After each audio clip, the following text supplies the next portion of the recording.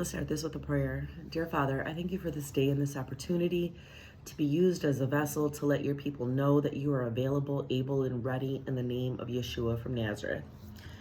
We're going to cut this little piece of bread, but it is super thick and it's super hearty. Micah 6:8, and this is what he requires of you, to do what is right, to love mercy, and to walk humbly with your God.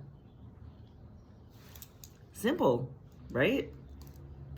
Again, to do what is right, to love mercy, and to walk humbly. Now, you would think that we would really know how to do what is right. Nah, we don't. See, the problem with us is we want to do what's right according to us and not what's right according to him. So even if somebody runs their mouth, runs your name through the mud, talks y'all this yak, yak, yak, yak, yak, I come from a place where you don't let that fly, right? But now there is no point. There is no point in arguing with somebody who's broken. There is no point in going back and forth with someone who is not filled with the love of God, because I already see you in need. So for me to do what is right would be like to keep my mouth shut. If I know it's a person that,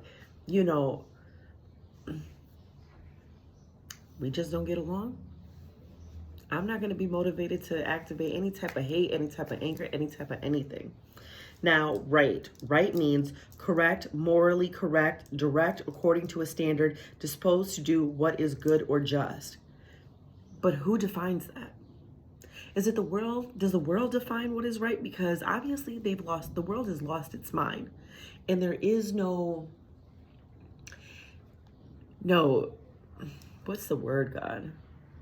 Method for what is right and what is wrong anymore, because right is bad and bad is right and good is ugly and ugly is good. Listen, I live a life where I thought that I knew what was right for me for so long. Oh, I'm going to do them this way. I'm going to be like this. But really sitting down in this word and chopping it up and taking small bites and not trying to hurry up and get off the table is doing amazing things for me. And I just want to share it with you just in case you didn't know what you were supposed to do. What does he require of me? What does God want from me? It's simple. Do what is right, to love mercy, and to walk humbly. This ain't no drawn out thing. It's quick.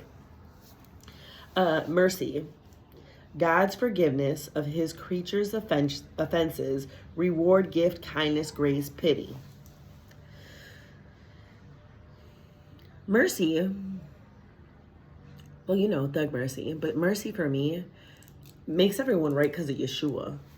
Because of what Yeshua did on the cross for us, I got this connection to the Most High where I could really hit him up whenever. And I don't deserve it. He gave me this undeserved privilege to step to him. Yeshua did. And I was trying to explain to somebody, the way that he has loved me, I have never been loved like that before. I didn't know what true love was until, and everyone doesn't run to Yeshua. Yeshua comes and finds us and he does his little thing and we're like, oh, okay, this is who you were the whole time. For me, being in a spot where I was broken, where I was nothing, where I felt like a nobody and I was rejected, and him being like, we have loved you with an everlasting love.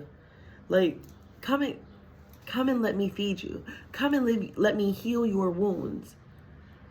I didn't deserve any of his kindness, any of his love. I didn't do anything to deserve it. So in that same respect, that's going to prompt me to treat people with mercy.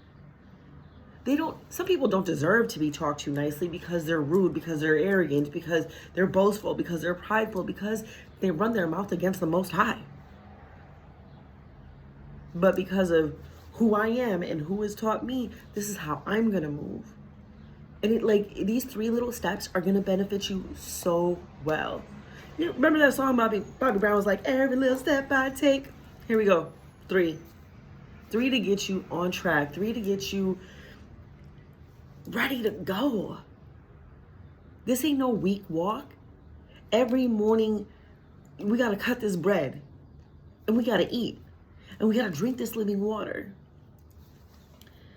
Mercy, God's forgiveness of his creatures' offenses. God already had it in place because he knew we would mess up. Our offenses, they come by the dozens. To walk humbly. Humble means submissive, respectful, lowly in manner, modest, not self-asserting, obedient.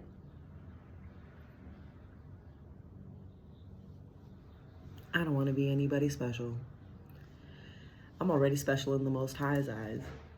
And if you know me, you know that I'm not like, oh my gosh, I'm Tanya, look at me. I got 4.6K followers. It's 4,600 people, really, it's not a lot. I had 2,100 followers on TikTok. It's not about following me. It's not about me getting any type of acknowledgement from anybody, but me, like, I know I'm low on this scale of life. And I'm so glad, because I was dead at one point, and then the Most High came and picked me up, and Yeshua carried me until I could walk myself. There's no way I would get in a position where I'm like, I don't need nobody. I'm everything. I did this by myself. No. Humility is a hard thing to understand, especially when you got a big head and your head's like, I know everything, wobbling back and forth.